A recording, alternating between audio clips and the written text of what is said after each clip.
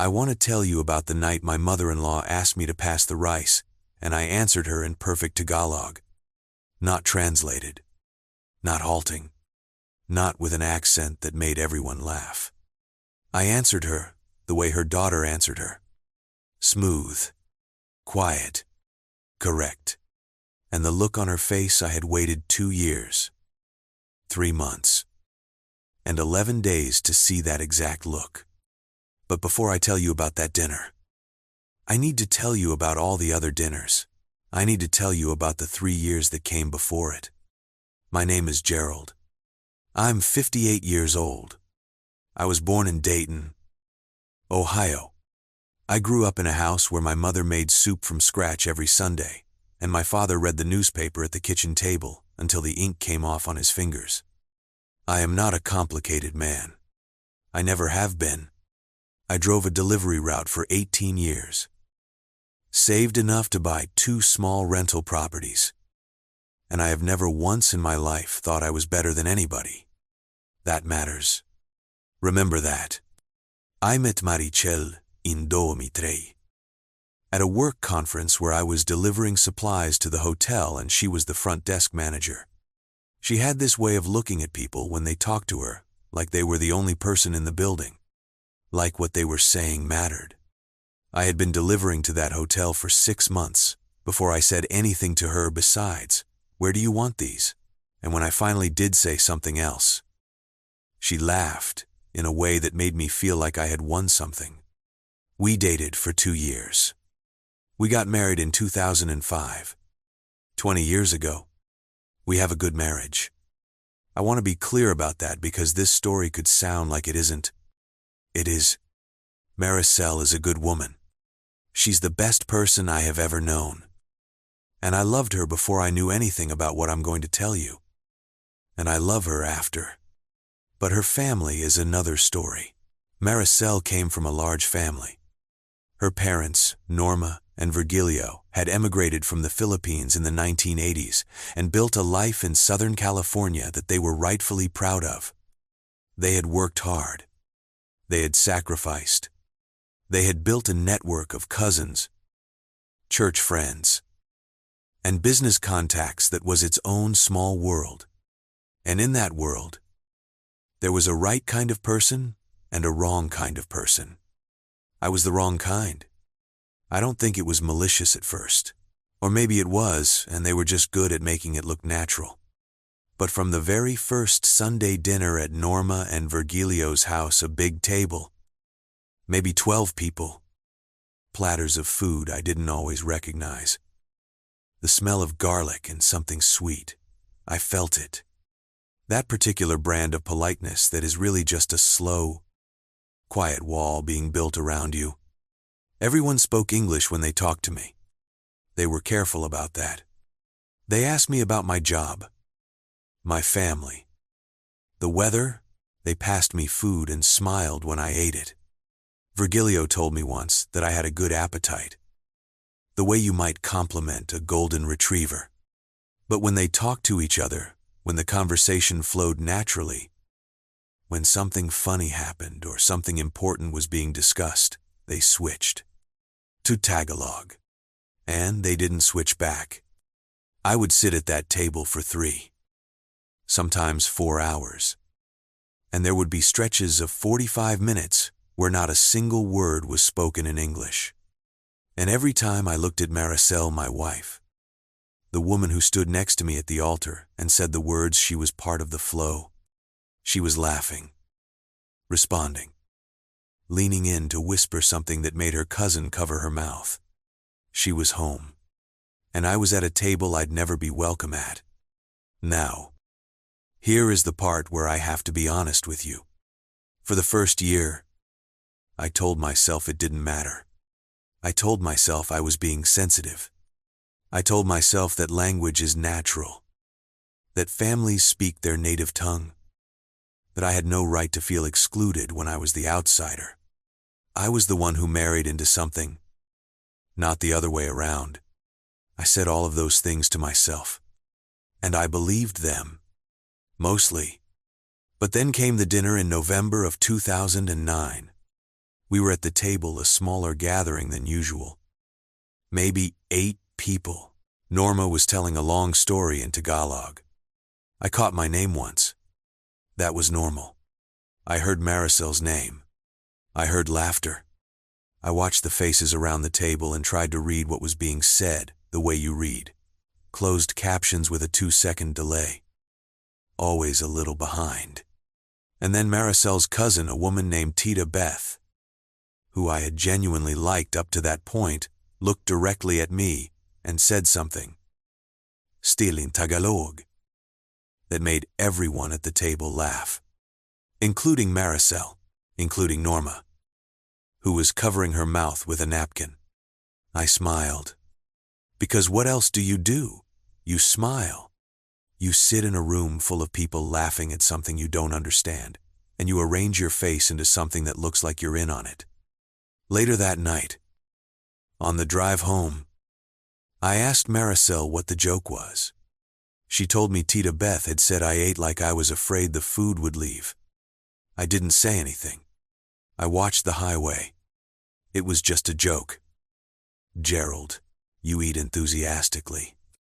She meant it as a compliment. I didn't argue. I don't argue with Maricel about her family. That has been our unspoken arrangement since the beginning. She knows they're difficult.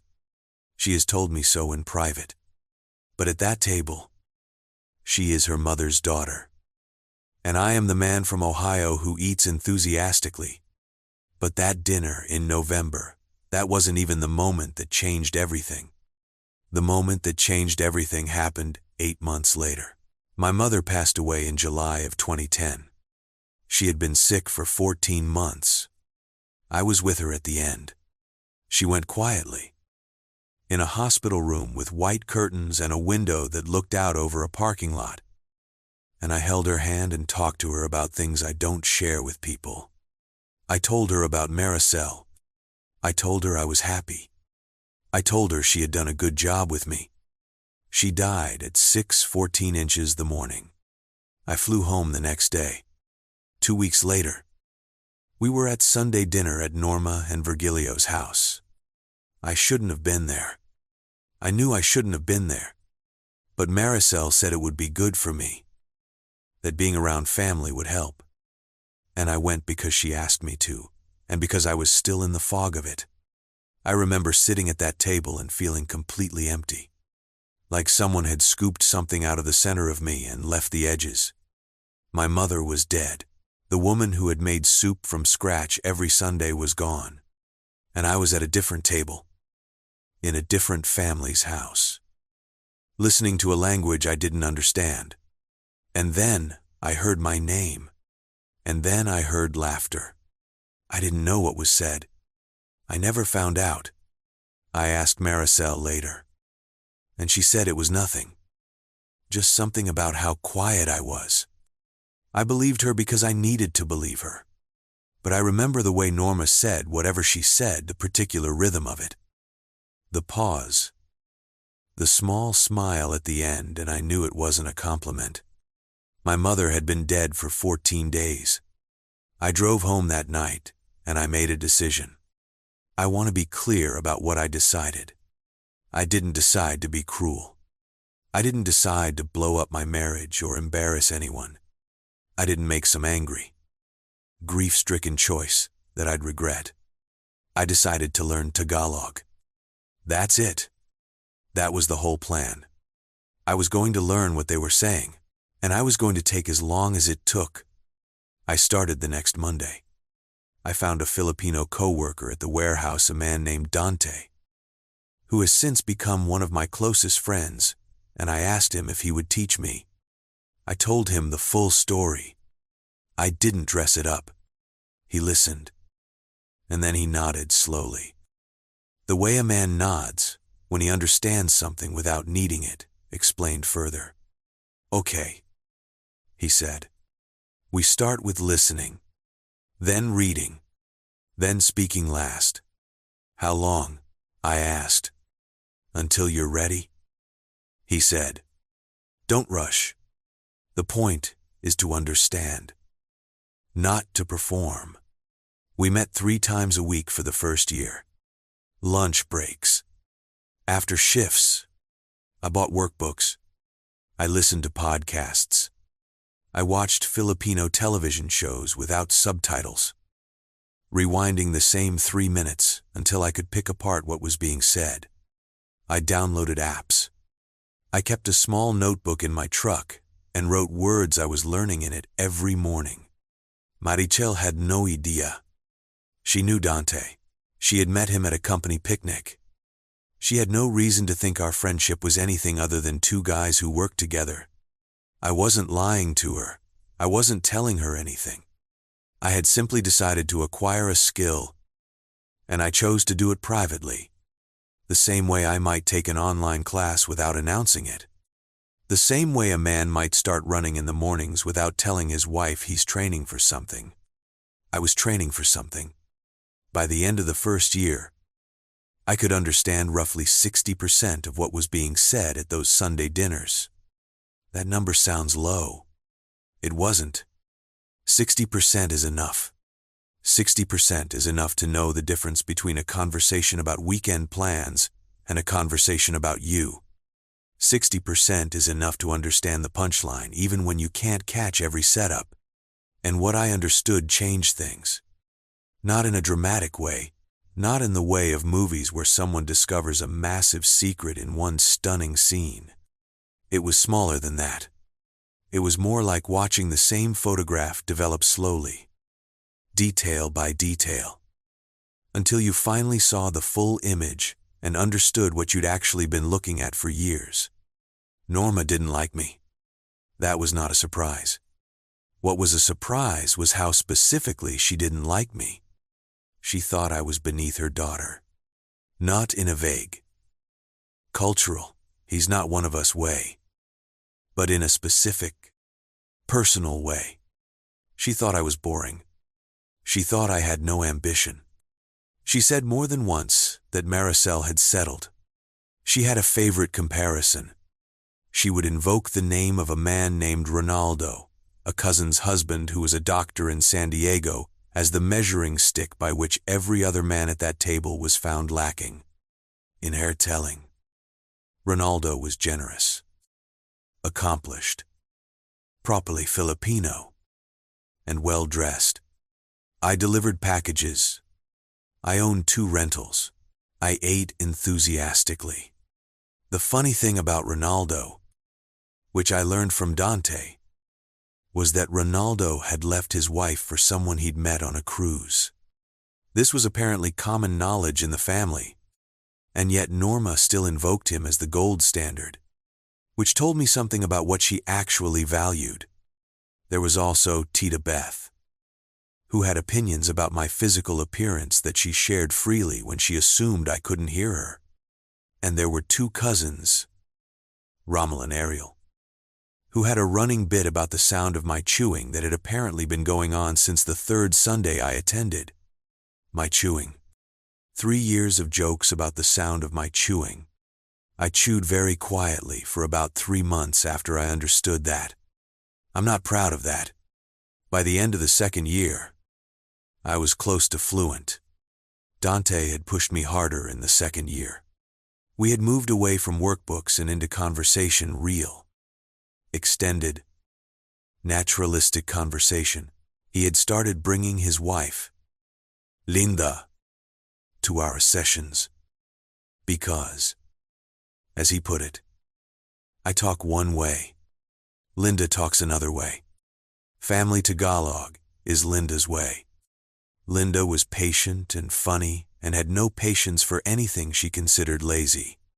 She made me retell the same story 3 times, until I told it without hesitation. She corrected my pronunciation on words I thought I'd mastered. She told me once, not unkindly, that my accent was very sincere, which I chose to take as a compliment. I could now follow entire Sunday dinners without missing more than a word here and there. I understood jokes. I understood arguments. I understood when the conversation shifted from casual to serious. And on one particular Sunday in October, I understood something I hadn't been prepared to hear. The family had been discussing Norma's sister, who was going through a difficult financial period. The conversation was warm and supportive, real family love, the kind you can see even when you can't understand the words. I felt, watching it, a complicated thing, because I knew, by then, that this family loved each other deeply. They were not bad people. They were people who had drawn a circle, and I happened to be outside it. And then the conversation shifted, and my name came up. And Norma said something. I'll translate it as closely as I can, she said. His mother raised a man with no spine. She did him no favors. I heard it clearly. I understood every word. Maricel did not respond. She was looking at her plate, whether she agreed or disagreed. She was quiet, and that quiet told me something I didn't want to know. I drove home that night and I didn't say anything. I sat with it. I held it. His mother raised a man with no spine. My mother, who had been dead for a year, who had raised me alone after my father left, who had worked 2 jobs and never complained about it once in my presence, who had made soup from scratch every Sunday because she believed that was what love looked like. I made a decision that night, too, but it was different from the first one. The first decision had been about understanding. This one was about timing. I didn't rush it. That's the thing I want you to understand most about what happened next. I didn't go to the next Sunday dinner looking for a fight. I didn't walk in with something to prove. I went to the next dinner and the one after that. And I sat at that table and ate and smiled and passed the rice and said very little. Same as always. Because I was waiting. I had learned a thing about patience that I think most people don't learn until they're older.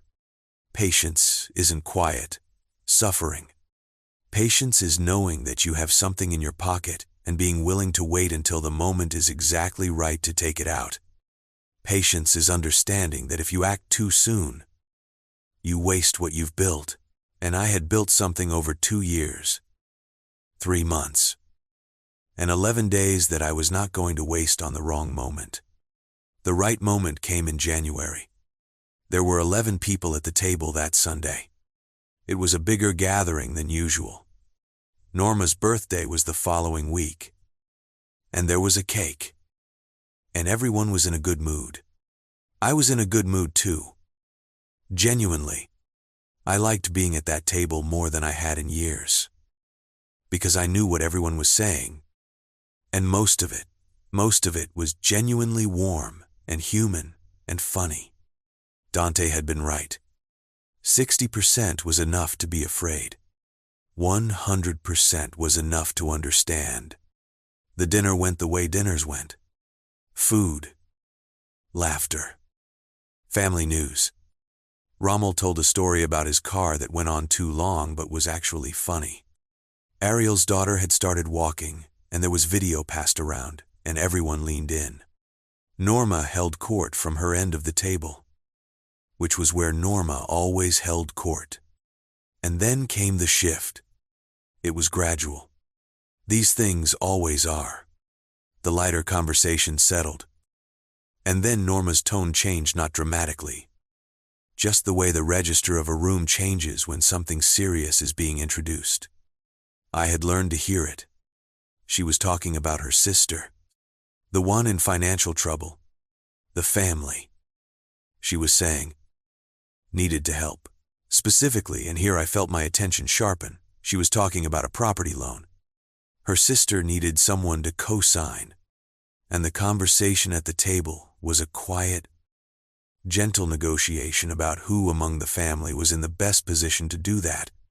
My name came up, not in English, not directly to me. My name came up in Tagalog. At the end of a sentence that Norma aimed at Maricel, and the sentence translated was, "Your husband has 2 properties. He can co-sign. Tell him he should do this for the family." Maricel said something back that I caught most of. which was essentially, I don't know if he'll agree. And Norma and I want you to hear this clearly, because this is the moment Norma said he'll agree. He doesn't understand enough to say no. He doesn't understand enough to say no. The table kept going. Tita Beth added something. Rommel nodded. Ariel poured more juice. The whole conversation was rolling forward. Making plans. Assuming outcomes. Because the man at the end of the table, the American, the delivery driver, the one who ate too enthusiastically, he didn't understand enough to push back. I waited. I waited until the conversation had made its full turn. I waited until Norma had finished her point, and people had nodded, and the moment of conclusion was hanging in the air. And then I put down my fork. And in Tagalog, slow, clear, correct, Tagalog, I said, I understand everything you're saying. Norma, I've understood everything at this table for about a year now, and I won't be co-signing any loan. But thank you for the birthday dinner. The food was wonderful.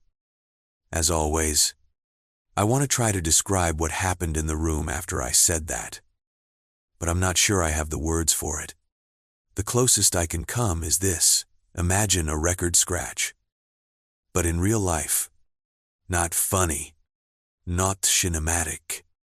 Just the sudden, total absence of something that had been constant for so long that nobody noticed it anymore until it was gone. Nobody spoke. Norma stared at me. I had never seen her face look like that before. She was not angry. Not yet. She was processing. The same way you process when you reach into your pocket for something that should be there and it isn't. Tita Beth had her hand halfway to her glass and had stopped. Maricel was looking at me. I can't tell you what was in her face. I've thought about it many times since. I think it was several things at once. I think it was shock. And I think it was something older than shock, something that had been waiting. The way my patients had been waiting. For a long time, Rommel said, in English, quietly, how long? About 2 years. I said, also in English, give or take. He nodded. He didn't seem angry. He seemed like a man recalculating something. Norma found her voice. She spoke in Tagalog fast. Sharp. The way she spoke when she was genuinely upset. I caught everything. She said I had been deceptive. She said it was disrespectful to sit at her table pretending not to understand. She said her family had a right to their own language and their own privacy. I listened to all of it. I let her finish. Then I said, in Tagalog, you're right that this is your language. But I didn't pretend not to understand. I just didn't tell you that I did. And in that time, I heard you say things about my wife's choice in a husband that I won't repeat in front of her now. I heard things about my job, and my table manners, and about my mother. I paused. My mother, who died 3 years ago, who raised me alone, who worked 2 jobs. I heard what you said about her. Norma. About her not raising me right. About her doing me no favors. The room was very quiet. I didn't answer then because it wasn't the right time. And I'm not answering now because I want to fight. I'm answering now because you just tried to make a financial decision for me in a language you assumed I didn't speak. And I wanted you to know I've always been listening. Every dinner. Every Sunday. I was listening. Norma stood up from the table and went to the kitchen. Tita Beth followed her. Rommel looked at his plate. Ariel's wife reached across and put her hand on her husband's arm. The baby, the one who had just started walking, was completely unaware of any of this and had fallen asleep in her car seat near the wall. Maricel and I looked at each other across the table. I couldn't tell, in that moment, which way it was going to go. She stood up. She walked around the table to my side. She sat down next to me in her cousin's empty chair. And she said, quietly. In English. Just for me. How did I not know? I learned with Dante. I said, 3 times a week. Linda helped. She was quiet for a moment. What did they say? About your mother, I told her. She closed her eyes. She put her hand on mine. She didn't say anything for a long time. And then she said, I'm sorry. Just that. I'm sorry. And from Maricel, who is careful with her words and does not apologize for things she doesn't mean. It was enough. I want to be careful here about what I tell you happened next. Because the truth of it is more complicated than a clean story would allow. Norma and I did not reconcile that night. We did not have a tearful moment. She is a proud woman, and proud women do not fold easily. And I did not expect her to. She came back from the kitchen eventually. She sat down. She did not look at me directly. The dinner ended the way dinners end when something has been broken that everyone knows cannot be pretended back together. But 3 things happened in the weeks after. The first was that Rommel called me, not to apologize. Exactly, he's not that kind of man. But he called to say that he had heard what was said about my mother, and he had not agreed with it. And he should have said so at the time. He didn't say he was sorry. He said he should have done something. For a man like Rommel, I think that's the same thing. The second was that Tita Beth stopped making jokes at Sunday dinner. I don't know if it was a deliberate choice or just a natural consequence, but the jokes stopped. And without the jokes, she turned out to be a woman with an excellent memory for family history and a real gift for telling stories, which I genuinely enjoyed. The third was Norma. Norma said nothing to me directly for 2 months. 2 dinners came and went, and she was civil and nothing more. And I was civil back and nothing more. We existed in that space the way 2 people can when they have decided, without saying so, to coexist. And then, in March, at a dinner where it was just the 4 of us, Norma, Virgilio, Marichel, and me, she passed me the rice. And she said it in Tagalog. Not in English. In Tagalog. Not a long speech. Not an apology. Just the phrase for here. Have some more the ordinary phrase you say at a Filipino table when you want someone to eat. I took the rice. I said thank you in Tagalog. And she nodded. And that was it. That was the whole thing. It wasn't forgiveness. Exactly. It wasn't warmth. But it was something, an acknowledgement. A small, private admission that I was at this table in a way I had not been before. I have thought many times about why I did it the way I did it. Why I learned the language instead of just asking Maricel to translate. Why I waited 2 years instead of confronting them in English the first time something cruel was said. Why I chose that particular night.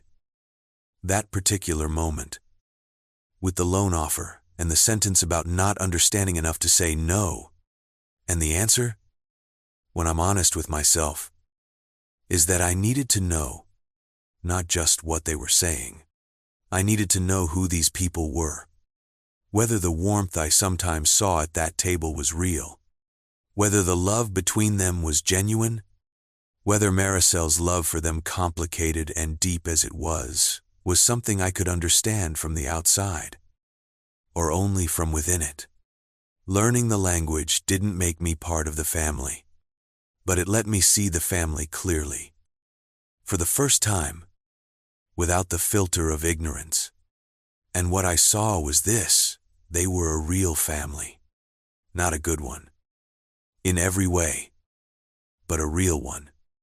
They loved each other the way people love, when love is tangled up with pride and history and fear. They were capable of cruelty and capable of tenderness, and sometimes both in the same hour. And they were capable of change. Not quickly, not easily, but capable of it. I still have the notebook I kept in my truck. I found it last year in the glove box, the small spiral notebook where I wrote Tagalog words every morning for 2 years. Some of the pages are water-stained. The ink on some of the earlier entries has faded, but I can still read them. The first word I learned was not hello, which is what language courses teach you first. The first word Dante taught me was mechanig. It means listen. He said, before you learn to speak, you have to learn to listen. That is the rule. I think about that a lot. There is a version of this story where I went to those dinners every Sunday, burning with humiliation, counting down to some dramatic confrontation. That would make a better movie. Maybe. The wronged husband biding his time, cold and calculating, waiting for his moment of triumph. That's not who I am. And that's not what happened. What happened is that I missed my mother. And I sat at a table where I couldn't understand anything. And I decided that instead of being angry about the things I couldn't control, I would change the thing I could. I would make myself capable of listening. And then I listened. And then, when the moment came, the moment that was unmistakably mine, I spoke. Not loudly. Not with anger. Just clearly. In the language I had taken 2 years to earn. Maricel and I talked about it for a long time afterward. Not just about the dinner, but about everything, the years of dinners. The moments I had sat silent. The things I had decided to absorb and the things that had hurt me more than I let on. We talked about her role in it. She was honest in a way that I think was hard for her. She told me she had known her mother wasn't kind to me. She told me she had chosen, more than once, to look at her plate rather than say something.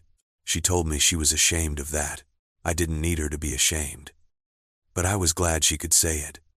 Why didn't you tell me, she asked, about the Tagalog, about the lessons with Dante? I thought about it, because I didn't want you to choose. I said, I didn't want to put you in the middle. I wanted to handle it the way I handle things. She looked at me. And how do you handle things? She asked. Quietly, I said, and completely. She laughed at that, which was the right response. I see Dante and Linda every few weeks now. We eat together. The 4 of us. And the conversation moves easily between English and Tagalog, and sometimes both at once. Mid-sentence. The way it does when people are comfortable with each other. Linda still corrects my pronunciation occasionally, though less than she used to. I still go to Sunday dinners. I still eat enthusiastically. Norma still holds court from her end of the table. Tita Beth tells stories. Rommel's jokes still go on too long. Ariel's daughter, who is 4 now, has decided I am her preferred person for games involving hiding behind the couch, which I consider a significant honor. The conversation at that table is still mostly in Tagalog. But now, when I sit there and the language flows around me, I am inside it. I am not a man at a table he doesn't understand. I am a man who understands everything and chooses, most of the time, to let the family be the family.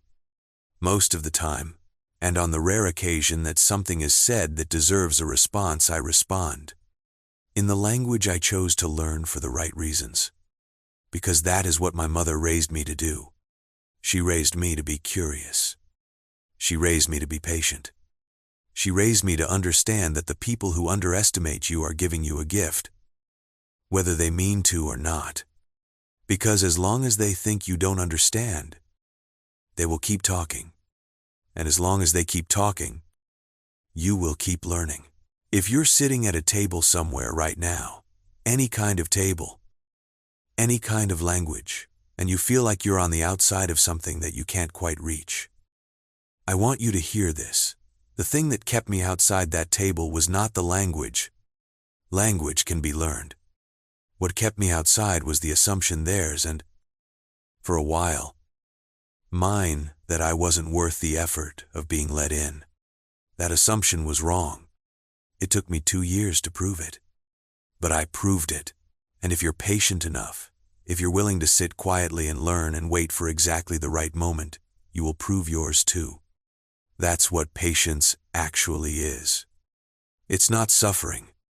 It's not swallowing what you deserve to say. It's the confidence that you are building something, and that when you're ready, it will matter. Mean matter. His mother raised a man with no spine. She raised a man who listened, who learned, who waited, who chose his moment, and when that moment came, he spoke.